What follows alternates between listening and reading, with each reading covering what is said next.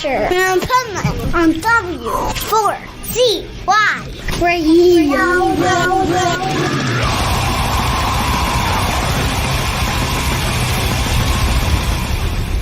Wake up, America! It's time for the Adventures of Pipeman on W4CY.com, West Palm Beach's #1 internet radio station. Here's your host, the Pipeman.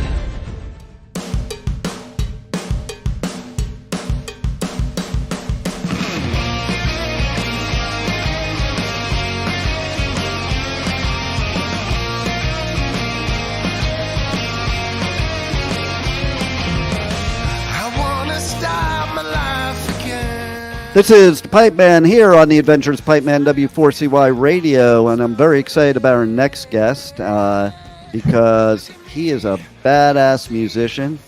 And I do have to say also right off the bat that when I went to his website, the first thing that happened to me, just looking like real quick, I got a flash of Chris Cornell.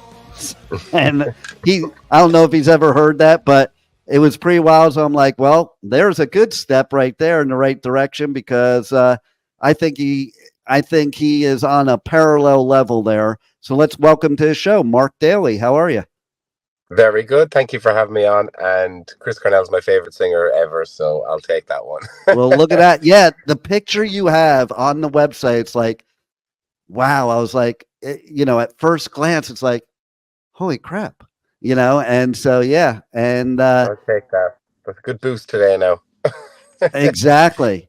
So let's start off with, for people that don't know you, how did this journey of music start for you? What was that moment in time in your life that you knew music was going to be a part of your life forever? I always loved music, and as a kid, played in different instruments, and I was always into music. But I think when I got into the band scene, and the first time I got on stage with a full band, and the amps, just the drum kit, and just feeling that feeling, I have to say the first time I got on stage with a band, I was like, okay, I don't want to do anything else. That's it. And that was it. And I want to bring that up too, because I also, as somebody being in radio and being a speaker, I know that feeling when you get up on stage. But then some people wonder, it's like, well, why do music artists think they're introverts? They get up on stage and they sing or perform or play guitar or what have you to these masses of people. How could an introvert do that?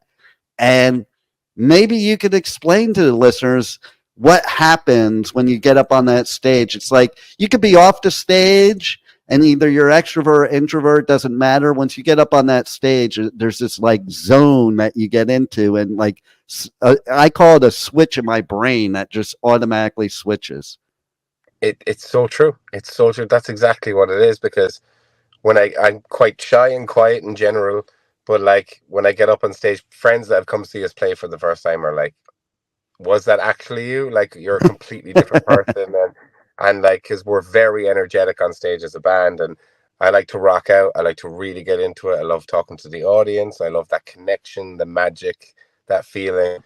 And then, yeah, it's like an alter ego. It's just completely different to who I am off stage. But I think that's part of the magic with music.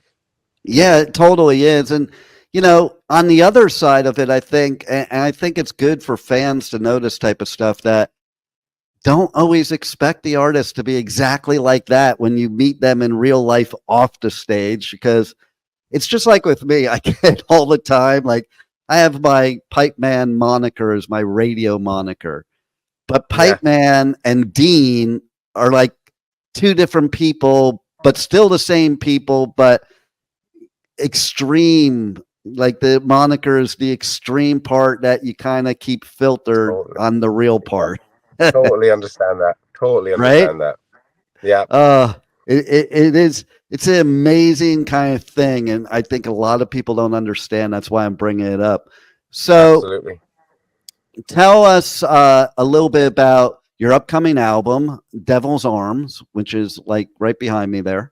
And you like that, right? Yeah. And you have your newest song out, which is really, really cool. Tell us a little bit about that and how, because I know a little bit, but tell the listeners how this song and this album is kind of like, it's different because you've really reached out of your comfort zone with it.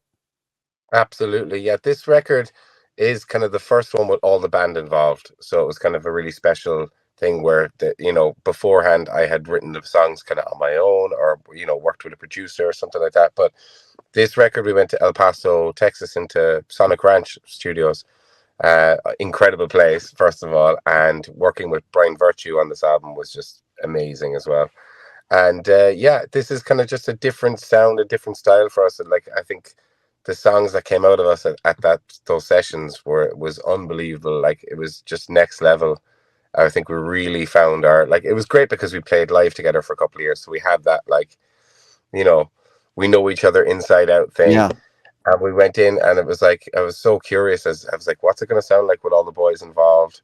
And they just nailed it. I basically went in with like acoustic demos and just built from there. And even some of them weren't finished. I wanted to leave them like wide open so that the lads could put in their style, their sound. And it worked really, really well. So we did a bunch of tracks. The first one came out on Friday, I Want to Be More. And we wanted to go with like a fun, upbeat rock song that's just fun to play live. It's fun to listen to. It's kind of got a mainstream kind of rock sound to it. But then the record is a bit of a roller coaster. There's some deep, dark stuff. There's some heavy stuff. It's got a really nice blend without sounding like different records. And that's where Brian came into the mix. Brian Virtue, he just got it perfect where the songs blend, but they're different as well. And it's a nice roller coaster. And I love hearing all that for multiple reasons. One is, I think it's so important, the teamwork and camaraderie that happens in music. And you really have to be all connected and everybody puts something else into the funnel. And I think that's when you come out with the best music. It's just like, I would rather have other people and their perception of what I do opposed to just my own, because you're getting that different viewpoint that maybe you never even thought of. And that brings you to a whole different level for sure. It does. Even the intros, like, I Want to Be More starts with a bit of cowbell and a bit of drums and then brings in the song, like things like that I wouldn't have done on my own. Right. So it's like those ideas that we just collectively came and worked on. We had like 2 days of pre-production just to kind of go through everything, and which was a short amount of time, but it was perfect because we had a bit of pressure, but we also had complete creativity. And that really shows in the record that, we were all just in the zone with these ones.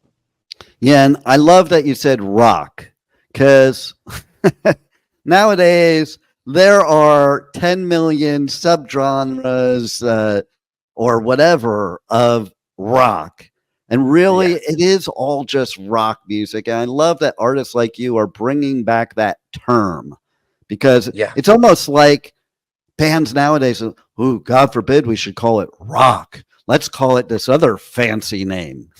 Yeah, because people come up with the merch and they're like, "Oh, how would you describe your music?" And I say, "It's just rock." It's like, that's what we're doing. We're rocking out and we're playing the songs that we wrote. And it's like, it's just rock. There's no subcategory. There's nothing like that. It's just, we're just rocking out.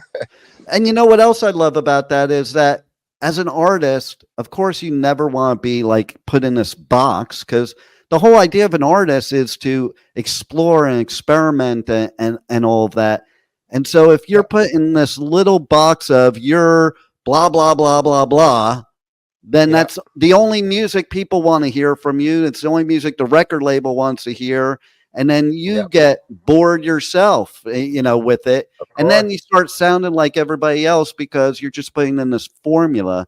So I love the idea of just calling it rock, because then you could be whatever type of artist you are. Agreed. And it's not like we were trying to reinvent the wheel when we were recording. Like we just did what was felt genuine, what felt honest, like lyrically honest, musically honest. Just went with what we felt, as opposed to like, we should probably do that because that'll make it sound like this. We just let it flow. And there's a couple of tracks on it, like Brighter Days and You Lie. Those are deep, those are dark, those are, different tempo. And I think it's really cool that we were allowed to do that and had that creativity just to be ourselves. I love it. I love it. And I also really liked how you said roller coaster, because to me, I want to listen to an album that doesn't have the same song over and over again, and Yes. Yeah. artists, I know this for a fact, like perfect example, I've talked about it in other interviews, the band Bring Me the Horizon. When Yes. they give Ollie all this shade for all the stuff he's been doing recently, it's like his answer, I love his answer.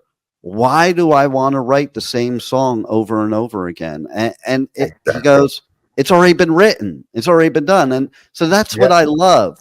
But other people want to, hey, you should just be this. And that's what I'm talking about.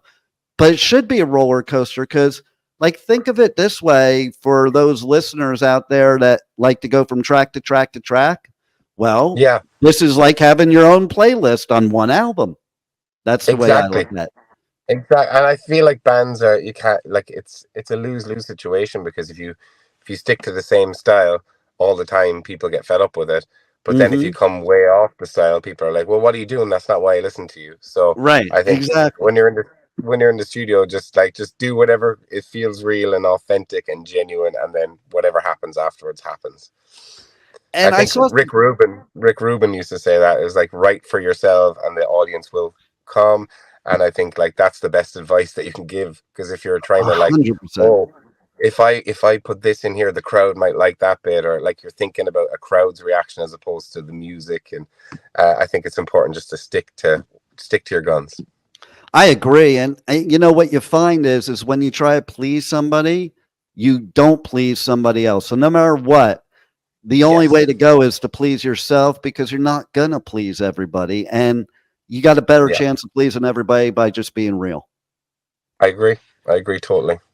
And yeah, what it was Rick that said that. And I think about too, I'm an old school metalhead from the 80s, and I remember I wasn't allowed to listen to crap, like, Yeah. oh, you like Slayer now, which they're one of my all-time favorite bands. You can't listen to Motley Crue, and stuff Okay. like that.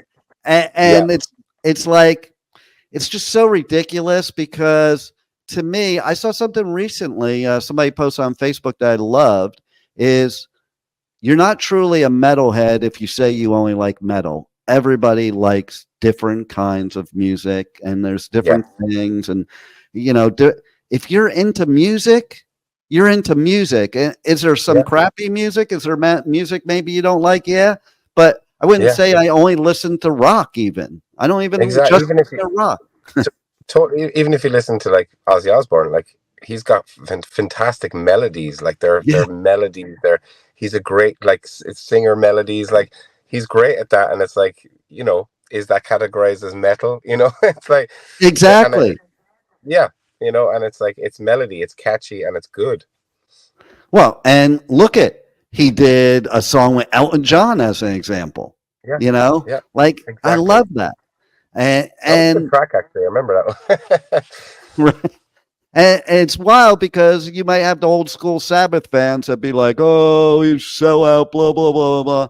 But you know what? And I remember that term, sell out, poser, this and that. Yes. But maybe if some bands didn't, quote unquote, sell out like people like to coin it, I don't think it's Yeah. really selling out. Maybe Yeah. rock and metal would be dead, but it's not, you know? I agree. I agree. And because, yes, it's great to be an underground band, but with a little maturity, you realize that, if you really want your music to be out there, it does have Yeah. to go everywhere. It does. And then when you're performing at shows, you can put the old stuff and the new stuff in and introduce it differently, and there's, on this tour, we're playing most of our new album, which isn't even out, but we just said, why not? Let's let them hear the new stuff. And then we're playing a couple of the older stuff for people that are returning from the last US tour. And I think it's just really nice to blend the two, so people that have never heard us before are hearing old stuff and new stuff all in the one night. I think it's really good. Yeah, and what's cool about that too, the way you worded it is like, okay, so you're playing this new stuff before, the album even comes out. That's so old school anyway, because old Yeah. school was you didn't buy the album by hearing it on Spotify. You went to a live show and you heard the music. Exactly. And we're gone old school as well, because you can only get the album right now at shows. And the album's not going to be on Spotify or anywhere until July. So we're like saying that every night to the crowd. Is like, if you want to pick up an album, you can get it now. Otherwise, it'll be July when it's out. And then people are digging the new songs and they're running up to the merch and grabbing a CD. And it helps us on the road big time. And I think it's just really cool to just be like just selling CDs again, and just, you know, meeting people at the merch, signing CDs and getting the new music out there that way. It's fun. I love it. I love it. So speaking of which, how can people go to your website, your socials, connect with you, check out where your shows are, and most importantly, buy your merch, because you do have some cool merch on your website, and that's the only way bands survive today. It isn't by getting 1 million hits on Spotify, because then you get like $15. Exactly. I just read an article recently. It was like musicians are kind of like on the road t-shirt salesmen now. It's like there's an element to it that's true, but everything, one-stop shop is our website. It's markdalyofficial.com. So all our tour dates, merch, links to everything is up there. And then our tour, like on the road shenanigans and pictures and videos, are going up on Instagram and Facebook under Mark Daly Music. I love it. And I love shenanigans. It's so funny. In the United States, as such a bigly used word now. Is it, yeah? Oh, yeah, totally. If somebody's going out partying, they're like shenanigans. If they're going on adventures, what shenanigans are you? Like, they use that word for everything. I love it. You have any other final words you want to leave the listeners with that we haven't covered already that they need to know about you? Well, I'm just super happy to be on, firstly, so thank you for that, Dean. And my pleasure. Yeah, I'd like for everyone to check out the new music. The first single, I Want to Be More, is out now. There's a music video on the way. We just shot it. There's a bunch of music videos on the way. Actually, we just did 3 in the last week. Nice. So yeah, that's all coming out. So every 4 weeks, 4 to 6 weeks, we're gonna have a new single from the album, drip feed it, slow release, and then the whole thing will drop in the summer. Love it. And love the music. Everybody's got to check it out for sure. And thanks for being on the Adventures of Pipeman. Thank you very much for having me. Appreciate it. Thank you for listening to the Adventures of Pipeman on W4CY Radio.